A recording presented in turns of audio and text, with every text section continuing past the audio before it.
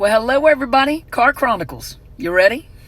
Let's talk about this power and control. Now, power and control may not just specifically apply to a narcissist, but remember that this falls under the umbrella of domestic violence. And when you're looking or researching or you're learning about domestic violence, you'll learn about, there's a wheel called the power and control wheel. And if you go and look at the power and control wheel, it also discusses like where the abuser, which the narcissist is an abuser, tries to gain power and control over people.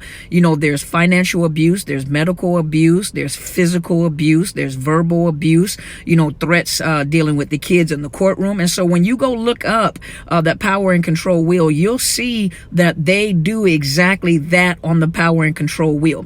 Now, let me introduce something else to you, which some of you may know and some of you, it may be new to you. When you're dealing with physical abuse, did you know that physical abuse also includes them not letting you out of a room when you're having an argument?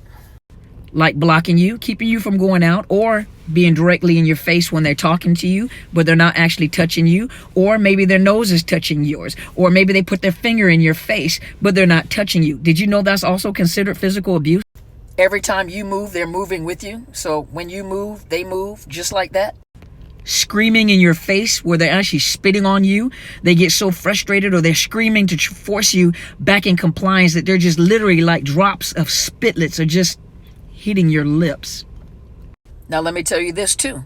Do you know that they will threaten suicide because they know that if they threaten suicide, it will emotionally get you to forget whatever is happening at that moment and refocus you back on them. So threats of suicide is considered abuse as well, because they're threatening suicide to get you to comply. For example, let's say they just physically assaulted you, right?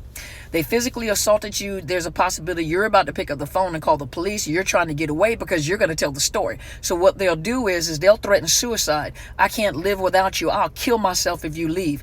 Now, guess what? What you'll do is I forgive you, or you'll put it aside, or you'll forget the fact that you just assaulted me, because now your emotions are caught up with, I can't let him kill himself. He has problems. Do you see how they manipulate the emotions? I can put this aside because I don't want him to die. I don't want her to die. So I'm going to focus all my attention to this individual. That is so selfish and so abusive. But yes, they will use threats of suicide to maintain control, even when they know that they're about to get in trouble.